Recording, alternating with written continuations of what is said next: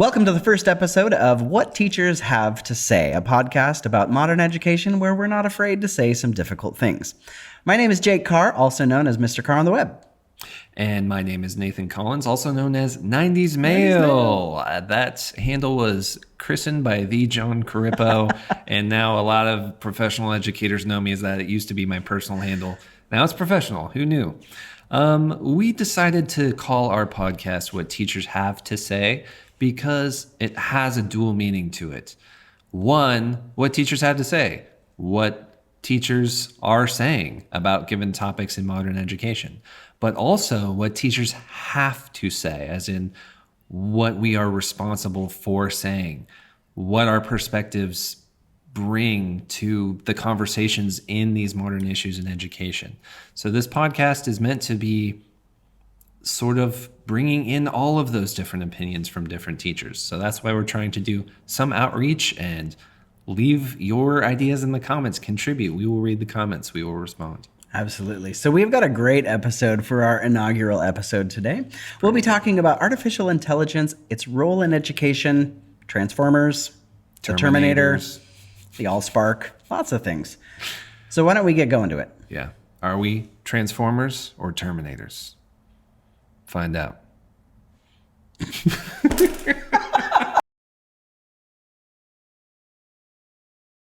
So we were talking a lot about, at the time, like cost benefit, really. Yeah. Because it was such a new thing that we had to come to terms with very quickly.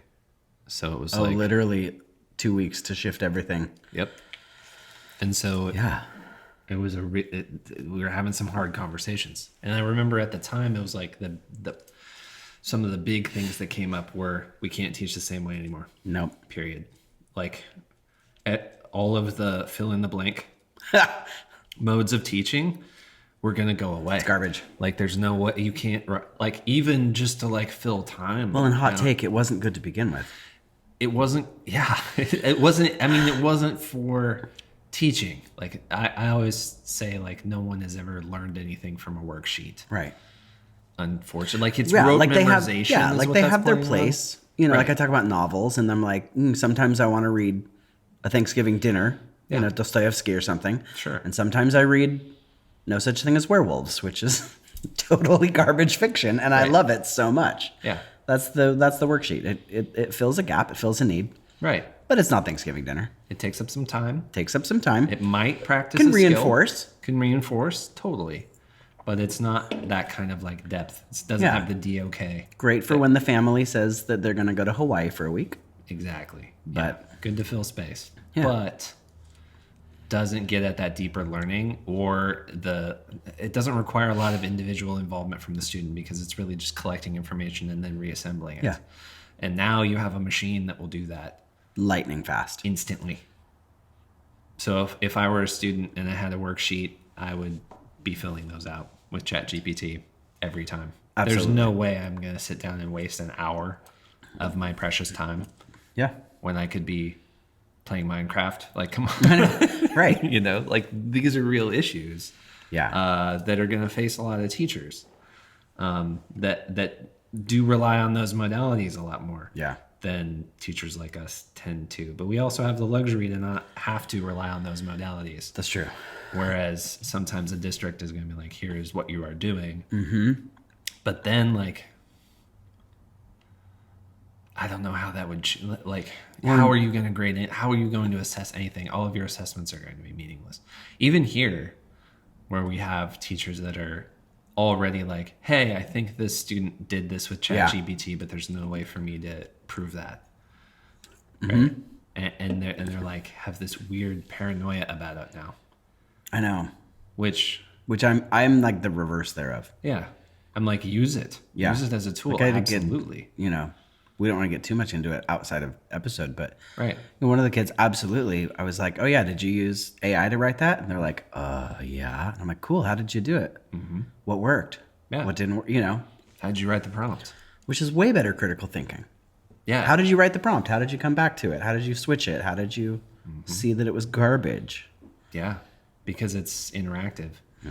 And so there were two things from reading Plato with my students earlier in the semester before any of this even happened, where we're focusing on Socrates. One was we read book 10 from the Republic, and the other one was we read part of Phaedrus.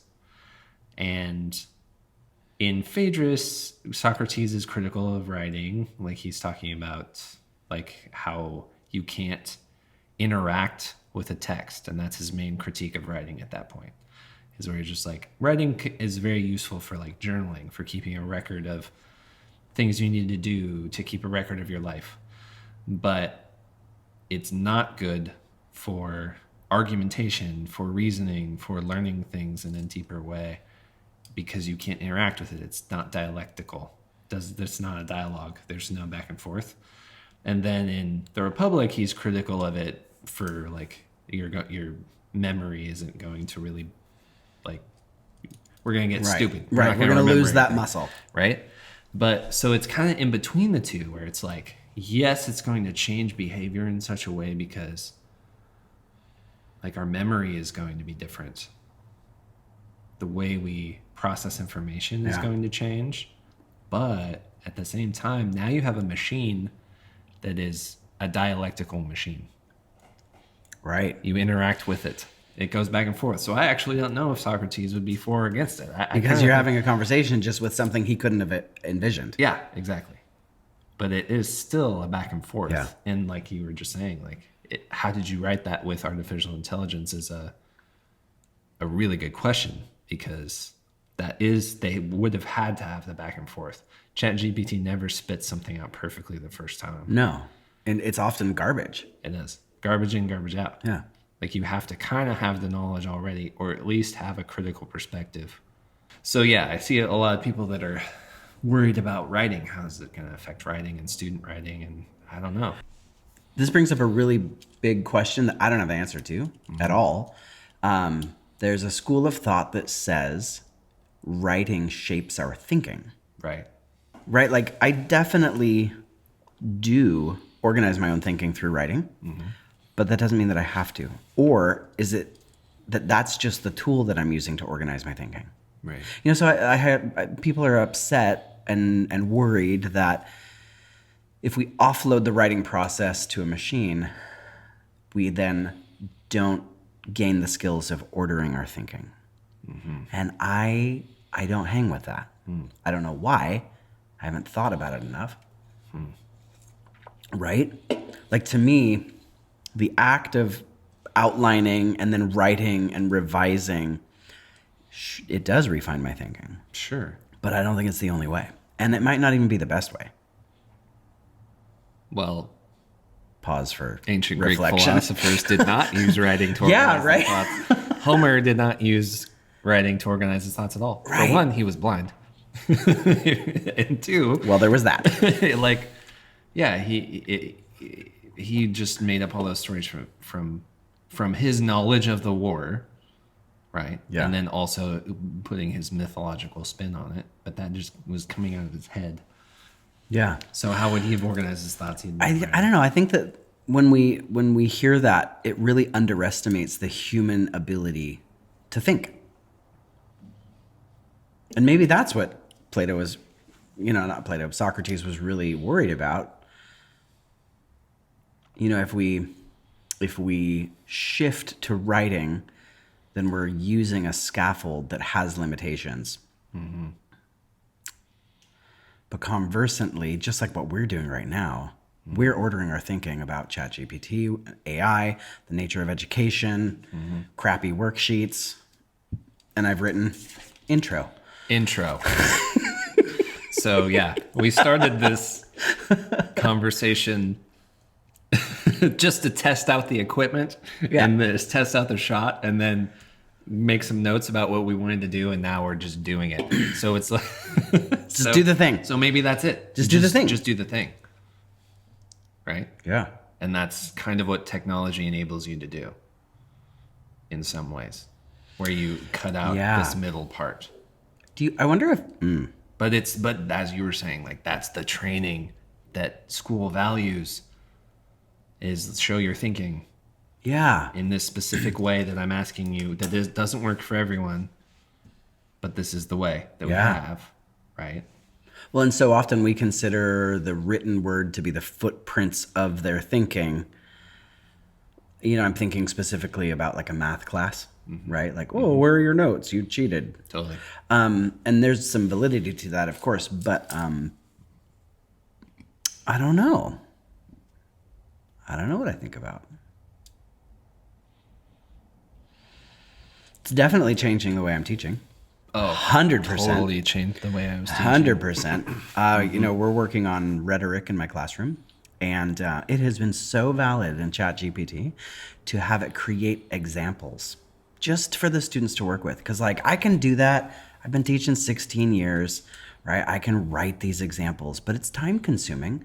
And also, I tend to care too much about the nuances of the example. But I had ChatGPT write like 5 introductory paragraphs to persuasive essays. And I was like, I need 3 premises and a claim. Use common transition words because they're not used to checking for those yet. Did it instantly. It was great.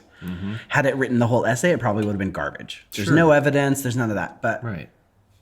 you know, that's, I don't know. We've talked a lot about it being my intern, right? Yeah. Like my, you know, teachers, we finally have an intern finally or have a an secretary or a personal assistant, you know, and to be able to gift off that, you know, very simple procedural stuff, save time. And I love talking to the kids. They're like, did you write this with AI? I'm like, absolutely I did. Why wouldn't I have? Seriously. You know, like, why wouldn't It's I a have? tool that And then I I'm like, have are you learning what you need to learn? They're like, yeah. I'm like, okay, cool. It took me 5 minutes to do it. And so then I could focus on really looking at your work and analyzing it. Yeah. I've already felt that.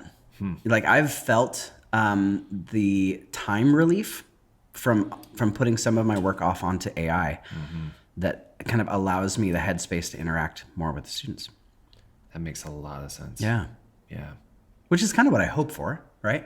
I don't want it to be like, you know, one thing I hate is that they were like, oh, email will free up time in the workplace. Yeah, that backfired real fast, right? That did not happen. So I am leery that, like, right now I'm feeling a time save.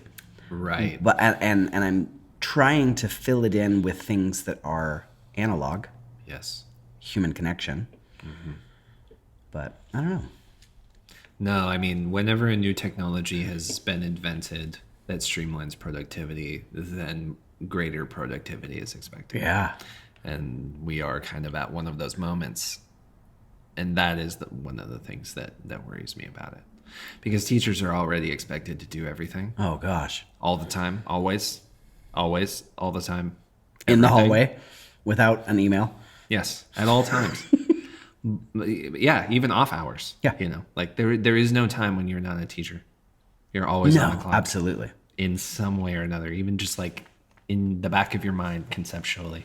And so once you have artificial intelligence where I can offload less, like some of my tasks in order to free up some of my time, when are people going to discover that I have that time and try to fill it with more tasks? So we should be very quiet about what we're doing. mention. We don't talk about artificial intelligence. This never happened. This podcast never happened. Don't share it with your friends. Yeah. So I'm curious about Walter Benjamin. Oh, sure. Tell me about that. Okay. Because I haven't read it. Okay. Because, I don't know, I haven't had right. enough extra time. Yeah, I know. Me too. Whereas, like, I feel very, like, thankful and very privileged that I have the education that I do. Yeah. In order to have been at one time in my life had the time to really explore ideas. Oh, and there's a tangent for another episode. There is definitely a tangent in there for another episode. The frustration of adults looking at students saying, like, don't squander this time. No, I like, because I also teach music as well. So it's like whenever I see a student that just isn't practicing, I'm like, you're never going to have Yeah. the time that you have right now to practice. And so if you don't build these foundational skills now, like you're going to be just one of those people that started playing guitar and used to play guitar. Like you're not going to be able to keep it up. The amount of time that I'm actually able to dedicate to practice is very minimal. It's basically like band practice. Yeah. But then I'm like writing music and I'm not actively like working on my technique. Like I already have to go in having those skills.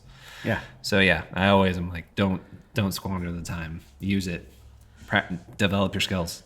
Nathan Collins, existential philosopher, metalhead. That's a whole other tangent for another episode. Yeah, That's right. He tours in a metal band. Yes, I play in a metal band. Maybe we'll actually have some kind of exposure Intro? based on the podcast. That would be really funny. It's a pretty niche kind of music. What was the original Walter point Benjamin. we were talking about? Okay, Walter Benjamin, yes. Tell me about it, because I didn't read it, but we've had some interesting conversations. We have had some interesting conversations. So last semester, so that would be fall semester, we read Socrates, we read Plato. I mean, Socrates didn't write anything, so it's Plato. It's a good thing Plato did. The only reason we know anything about Socrates that's the nerdiest is joke. Because, Plato wrote about his teacher. It's so weird. But so we read those things, and then we came back to this artificial intelligence world, and we explored that for a little bit. Just different concepts from TikTok to playing with it. I had ChatGPT write stories based on emojis. We interacted with it in class all the time. Yeah. For those first few weeks, because it was so fascinating. You did emoji power paragraph? I did. I did Nice. emoji power Hashtag Edge paragraph. protocols. Hashtag Edge protocols. That's so good. Yeah, I did. I made ChatGPT do emoji power paragraph, and it was really good. Like, it was weird and interesting, and then I wrote like my own power paragraph based on the emojis, and then we compared them, because it was like I was like, I'm gonna fight ChatGPT. Let's see which one's better. And then I had students do it as well, but like, just to introduce it, and they were like, actually, ChatGPT is better. Sorry. Why not even try? But so we did that for a few weeks, and then it made me think of like, and specifically actually even doing that part, because it was like a creative writing exercise kind of, right? And so if ChatGPT is a better creative writer than I am, then what do we gain and what do we lose in terms of AI being a machine that can reproduce visual art, that can reproduce art in some, insert art here. Insert art here. Because, visual artists, it can also be a very powerful tool now with like DALL-E and Whisper 2 and Midjourney, all that stuff. Like, you can get a concept or an idea out very quickly, just by interacting with it a little bit. You don't have to draw anything. So Walter Benjamin was this like critical theorist that was writing in the 1930s. Unfortunately, he has a really sad story. He was a victim of the Holocaust, not directly, but he was trying to immigrate, and he thought that he was going to be sent back to Germany, and he committed suicide because he didn't want to be in a camp, understandably. Yeah. So anyway, he was it's like social critic of the time, so obviously and Jewish, so he was very highly not okay with the Nazis. We're not okay with him, and he wrote this essay in 1935. So this is when the Nazi the Nazi party is kind of like gaining power, right? And it's a really interesting essay. It's called Art in the Age of Mechanical Reproduction. And so he talks about a lot of things. He talks about photography, he talks about film, he talks about just like visual arts, and how those things, like how painting is kind of supplanted by photography in some ways.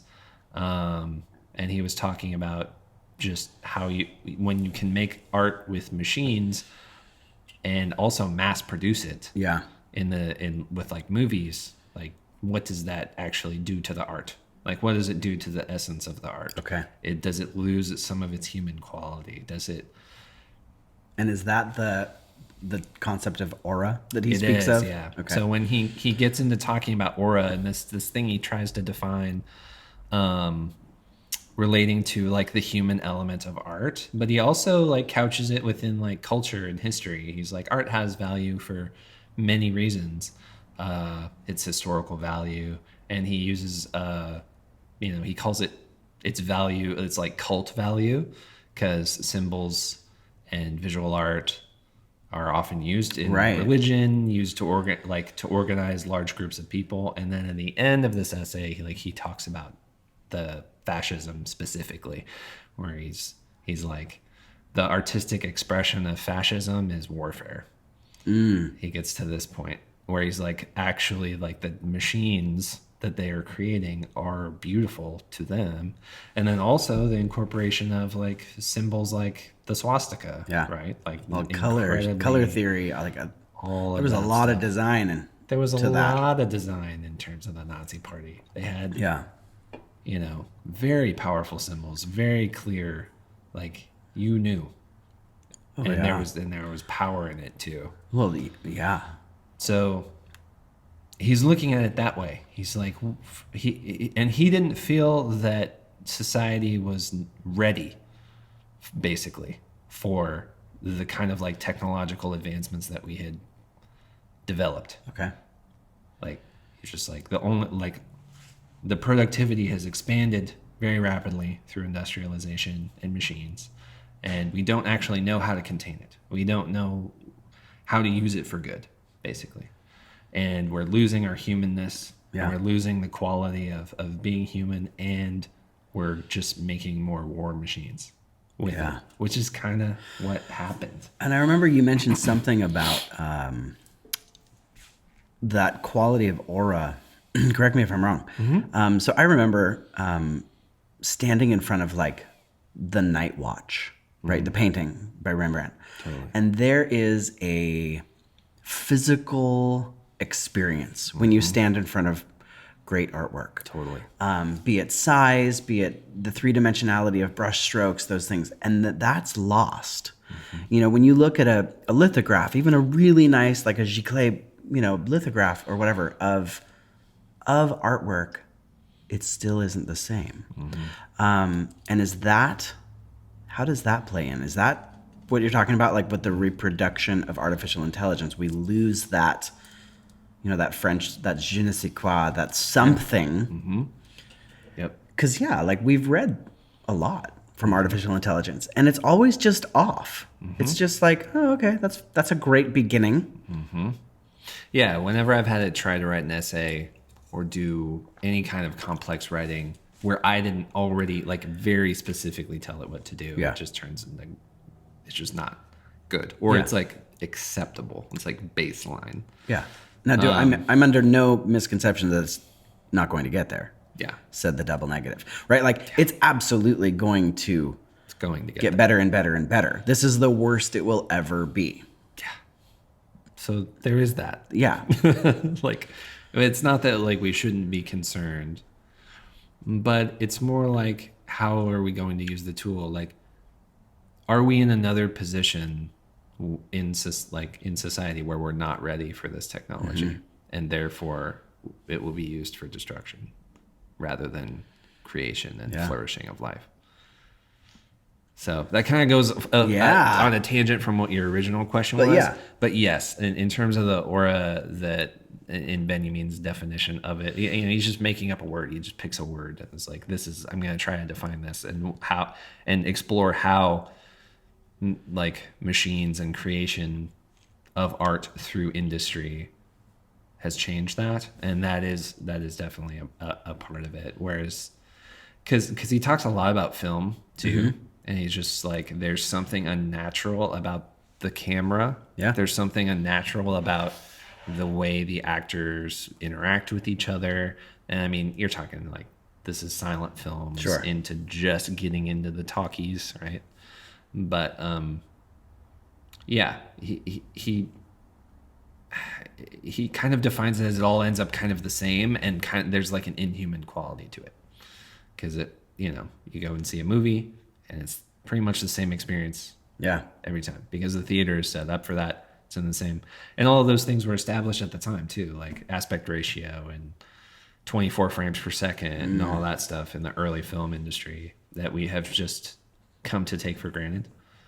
Like, Just perpetuated them because that's what they set up back then. yep. Like a lot of YouTube creators are shooting 24 frames a second and using the 180 rule. I'm doing this right now. We're shooting at 24 frames per second. The frame rate is 1/48 because that's the look. That's how it looks because we're so used to that. So to couch this in artificial intelligence, writing, the creative engagement, all of that, do we think that 20 years down the line, the new form of engagement will just be the modus operandi, right? The way that it always has been. Nobody questions the look of cinema. Yeah. Like we're setting parameters right now yeah. that are going to perpetuate. Yep. Yup. I think so.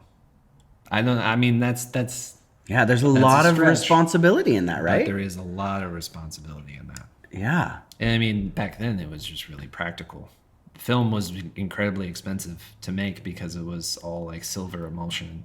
So it was actually Right. like fine metals went into the production of film stock. And then how slow can we go before it starts to look like stop motion? Jittery. Yeah. Right? And 24 frames a second was pretty much as low as you could go. Like you go much lower than that and it starts to look weird and choppy. Like, so our brain fills in the gaps at 24 frames. At 24 frames a second. Yeah. And so it was really practical back then. And maybe it'll be practical for us now. I don't know. Where it's like establishing these kind of like norms of what writing and what the creation of visual art looks like. Yeah. And narrowing the scope and making it more homogeneous. My thought is that the written project no longer becomes the end goal. Right. That's the thing. That the writing process, to go back to what we already talked about, if we're ordering our thinking through writing or just that kind of mechanical back and forth with people, with my own thoughts, with my rough drafts, with an artificial intelligence chat model or whatever it may be, that all of that just becomes the writing process to get us to something like an essay and an article, but then that's not the focus anymore. So what do we do with that?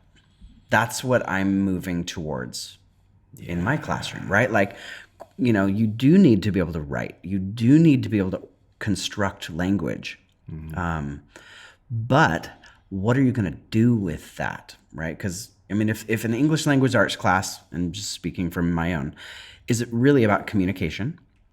I always say, in fact, I want to like tattoo it on my walls, can you say what you mean to say in a way that is received the way you intended it to be received?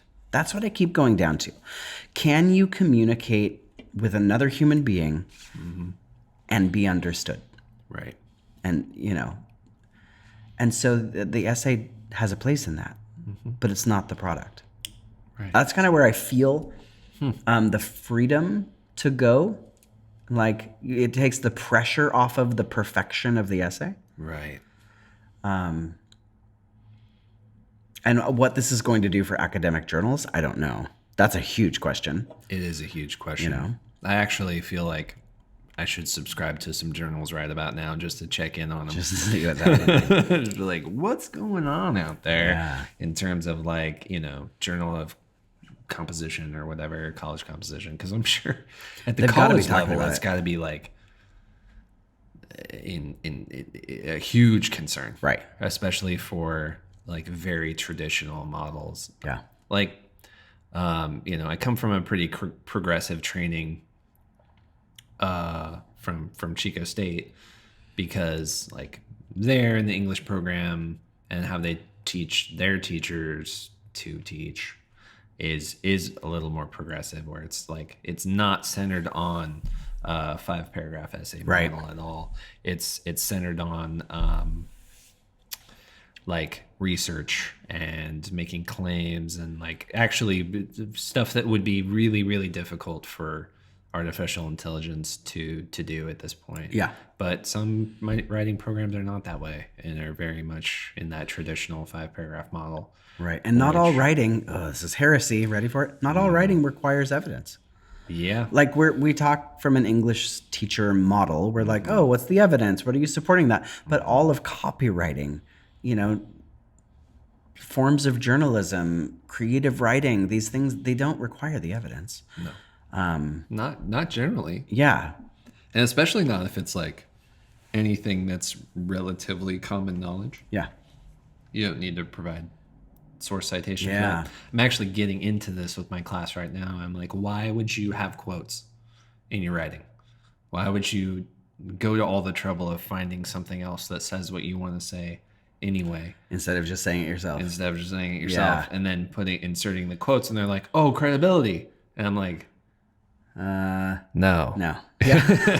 Because if you're writing at the college level, it's assumed that you're going to be using credible sources. There's not like what we would hope. You would hope. But yeah, the standard is like you're trying to say something, not that you're trying to say something and make sure that people understand what you're saying is like good information.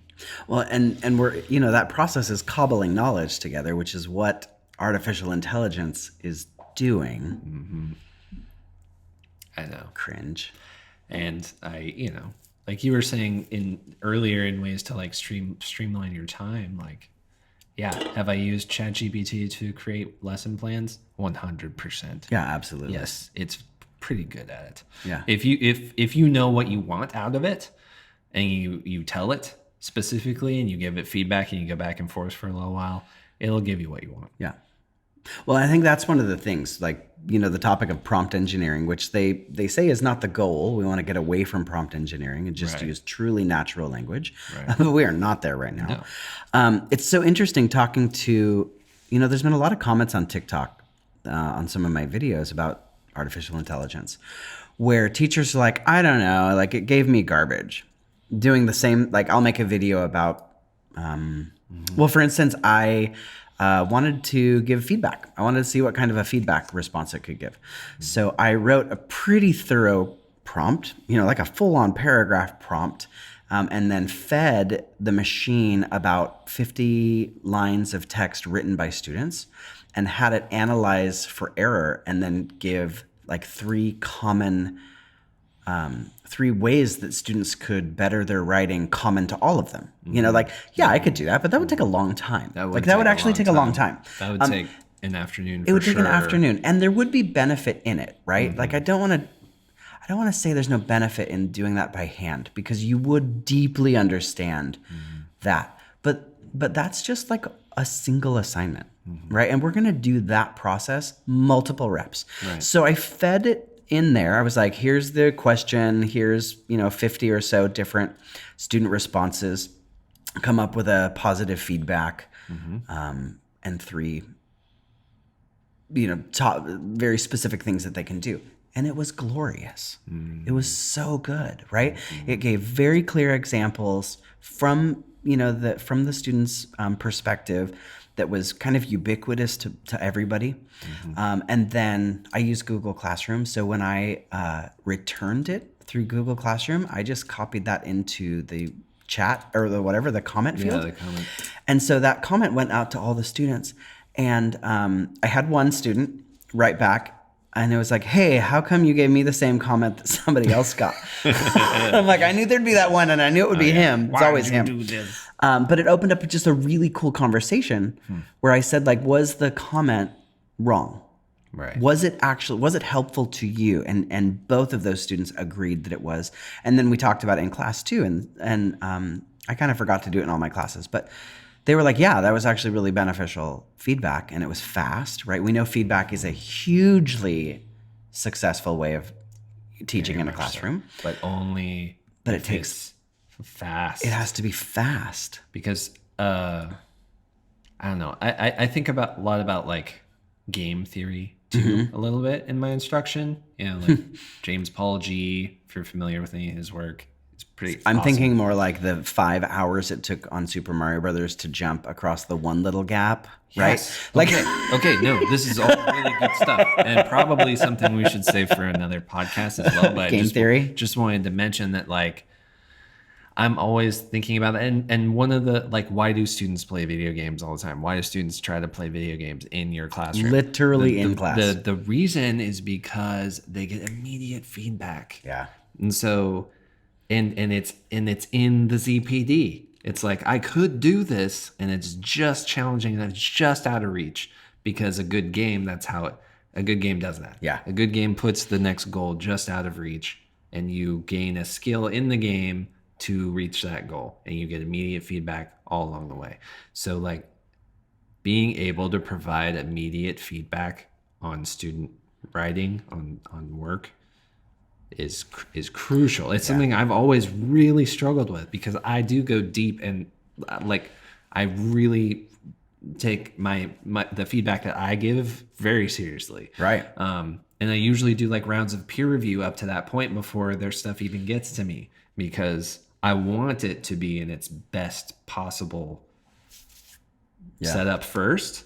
But it would be pretty cool if I could dip down lower in that process and start to give them feedback earlier in their drafts versus their peers, even though their peers do give very good feedback. And dare I say, I haven't done this yet, but I would love to see students interfacing with artificial intelligence about their own writing. Not saying just like, here's an essay, make it better. Yes. But like, how can I make it better? And then following those ideas, culling some of the ideas and being like, no, that's garbage, ChatGPT. I'm not doing that. Yeah. To have I would love to see that happen. I'm not there yet, but I'm getting there in my class, actually. That's awesome. We're headed that direction. That's to really have them interface with it, and then write about the experience. That's the whole purpose of our unit, is to argue for what is the place of artificial intelligence in a classroom. Right. And there are already students that are like, absolutely not. This is garbage. It's the death of, critical thinking. Like, that's fine. Please argue that cogently. Sure. I want a sound argument. Yep. Yeah. And because it's so early, we just really don't know. Yeah. We don't know. Like, we really don't know. Dear Skynet, right? I Dear- kept saying dear that joke. Skynet. No, for real. Yeah, the Skynet part is relevant for sure, because I mean, even in Terminator, right? They invent the thing and they're like, this is amazing. It's going to revolutionize everything.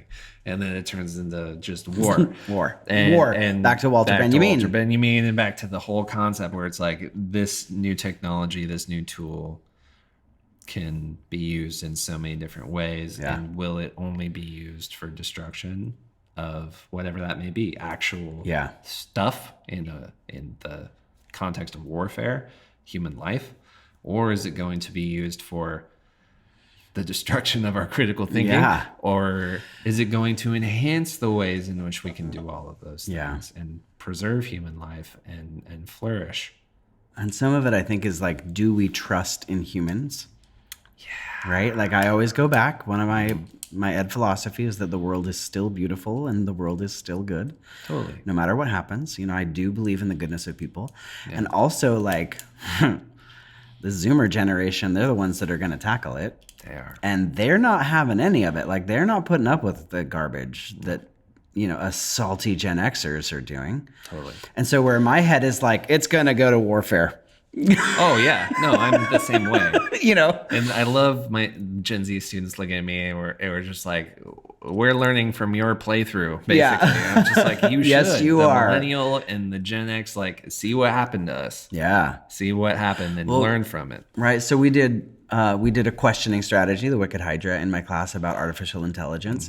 And one of the strands of questions was so interesting. They said, can we code artificial intelligence to basically have human emotions and have a personality? And I was like, that's interesting. Let's talk about that more. And it went down a rabbit hole into the idea of like, could it become a therapist? Right. And would people be more apt to interface with a computer instead of a human? Right. Which Because a machine I lacks get judgment. it. I get it. I totally It's get it. terrifying to me. Like, I like talking to people. Yeah. I have no problem sharing my innermost, darkest whatevers with people that I trust. Yeah. But I also get it. Yes. Like, no judgment Yeah. that wasn't coded in. Right. I want a judgmental artificial like a intelligence judgmental, therapist because it'll fully help biased. me. It'll help me improve myself if it's mean to me. Like, okay, fair, sure. Sure. You know, Toggle up the I'm tolerance not level. gonna shame you for that. Whatever you need to improve yourself. Actually, circles back around to Plato. Back to Plato. Back to Plato and Socrates, because in the Republic, like, it's interesting to me that the Republic is so widely studied and people don't seem to talk about the fact that it's fascist and dictator. Like, what Plato's and Socrates are advocating for is a dictatorship, like a fascist dictatorship. And we're like, this is the grounds of our democracy. It's like, And yet, coming soon Is to a it- banned list in Florida. yeah, All Greek maybe. philosophy. Probably for other reasons, though. It's pretty gay. Yeah.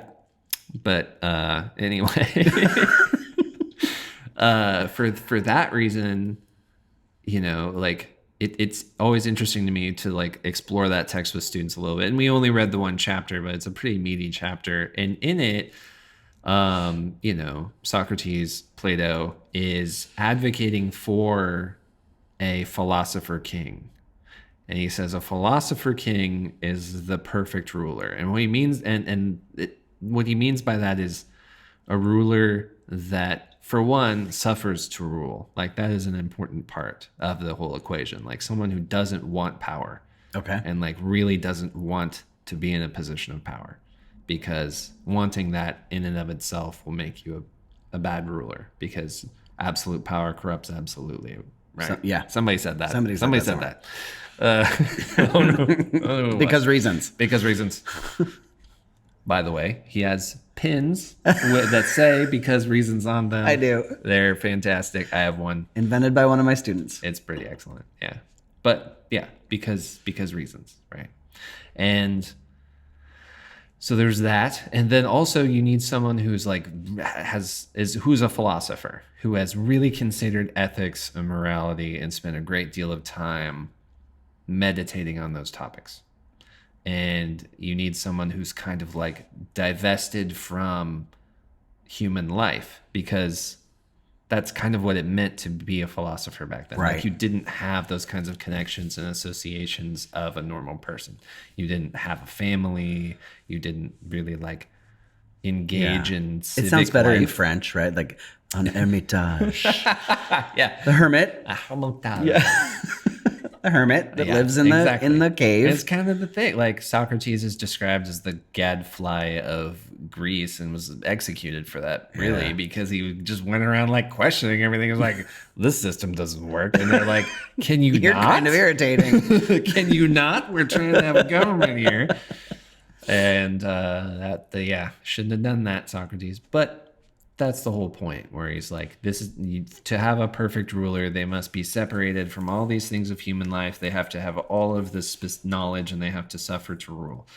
What more perfect ruler could you imagine than artificial intelligence? It's not human. It has no human connections. There's no human biases other than the ones that are coded into it. Like, that's the reason they are not letting ChatGPT explore the internet, because Bad news. because, you know, racism, homophobia, terrible. Yeah. That's what happens to every artificial intelligence that is exposed to the Yeah, internet. Microsoft found that out the Toxic. hard way. Yes. Like with their tweet bot. You know, like hours later it came back racist and homophobic and Exactly. Isolationist. The internet is toxic in a lot of ways. Yeah. And definitely toxic to artificial intelligence. If it learns what it means to be human that way, we're in trouble. Yeah. But Dear Skynet. if you can disconnect artificial intelligence from all of those different connections and you program into it the like highest moral ground, you know, like a King Solomon of artificial intelligence, that would be the perfect ruler. And I'm sure Socrates and Plato, again, would totally be down. They're like, yeah, of course. Yeah. What else would we want to be organized by other than a machine? That's so crazy to think about. You heard it here first, folks. You heard it here first. We're going into the Matrix. Sign me up. We welcome you, Matrix. Oh, no. Robot overlords. Right? Says the Waldorf teacher who didn't use technology for the first 11 years of his career. Dude, I love that. We got to have a podcast about that too. This dude's interface. Waldorf history is absolutely fascinating. I love it so much. Oh man, the stories you have are just incredible. Perceived Luddite. Mm-hmm. Yeah. Rudolf Steiner wore a watch. That was a new technology at the time. A watch. A watch. And he dressed all in black. Not all the time, but. He was into metal as well. And architecture and science. Steiner. And he was into a lot of bad things too, but we won't talk about that. Okay. So where did we start? Where do we start and where did we go? Little chiasmus. Let's go back to the beginning. Sure. Cost benefit. Yeah. We've talked a lot. We've talked about fascism. Yep. We've talked about Walter Benjamin. Yes. We've talked about the death of the essay. The death of the essay. Which is just the changing of the essay. And you know what? Who said the essay should be the pinnacle? Like, when did that happen? I would love that. Viewers, comment. People that know educational history, I'm curious. When did that become the pinnacle of knowledge? You can come in and cold write an essay in class time. Right. I think, and I'm going a little afield of my education, but I do think that it was Harvard that established that mode of measuring writing in specific formulaic writing. And I want to say probably the early 20th century, something like that. There was at some point in time. Can I blame Harvard for the hamburger paragraph? I know you can blame Harvard for the hamburger. You heard it here first, folks. But okay, so cost benefit, Walter Benjamin, that loss of the whatever, the human element, that je ne sais quoi, that something, which we are in. Anybody who's really dived in, anybody who's played with it, do you like all this bandwagon fallacy? It's fine. Mm-hmm. The in-group bias, it's fine. You heard it here, folks. People who have used it a lot in the classroom often come to that conclusion that like it's lacking. It's missing something. Yeah. There's a really cool TikTok creator, Miss Gibson. Mm-hmm. Super cool. Love her stuff. And she did a really cool assignment. So check this out. She was teaching Death of a Salesman. Ooh. Yeah, great. So she was teaching the Death of a Salesman to her 10th graders. And she had a series of prompts that she would always use as the final essay. And it was always like, come into class, cold notes, right? We've all been through that. Like, right. You know, here's 5 possible essay prompts. Yep. You can choose one, or I'll give you one, whatever. So she sacrificed one of them this year.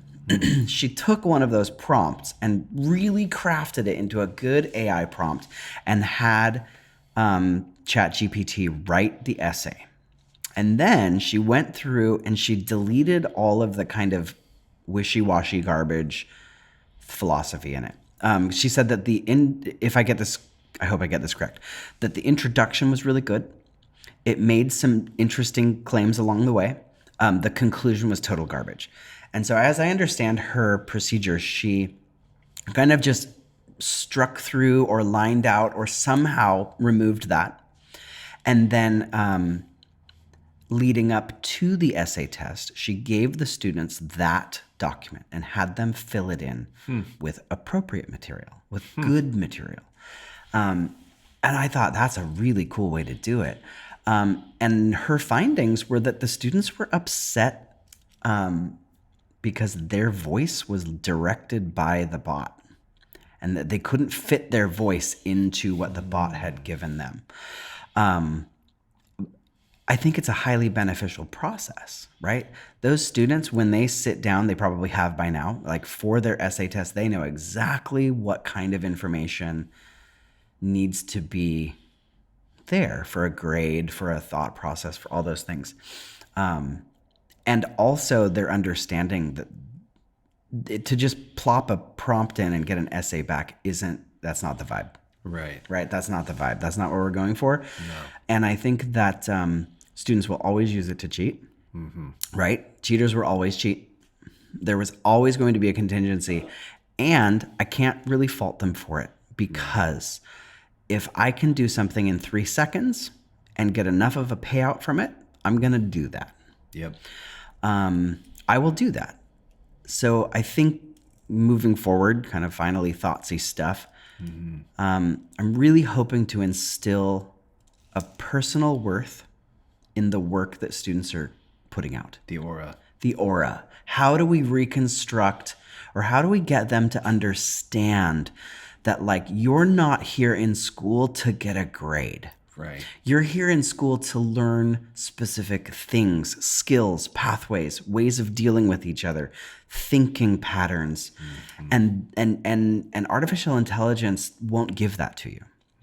It could help along the way. Some really cool things to do. But how do we get them to recognize the lack of the aura and how to build that aura in themselves? Right.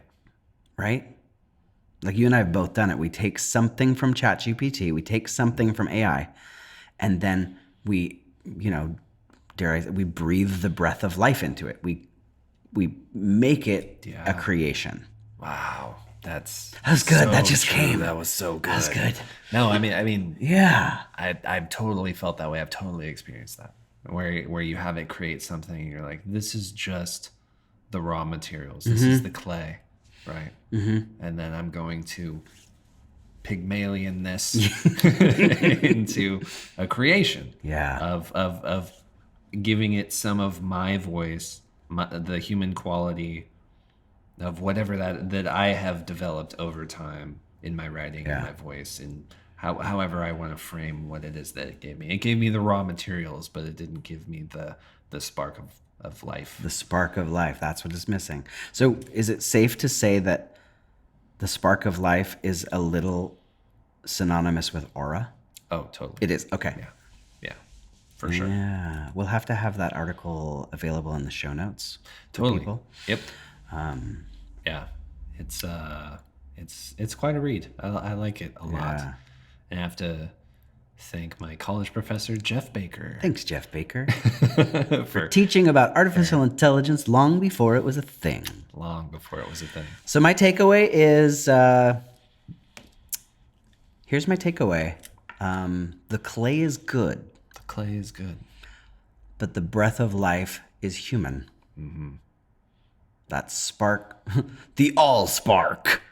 Oh! Autobots. Yeah, the clay is good, and however I mine that clay is fine. Right. So long as I then give it the all spark. That's my takeaway. How about you? Yeah, I think so. I think so too, and I think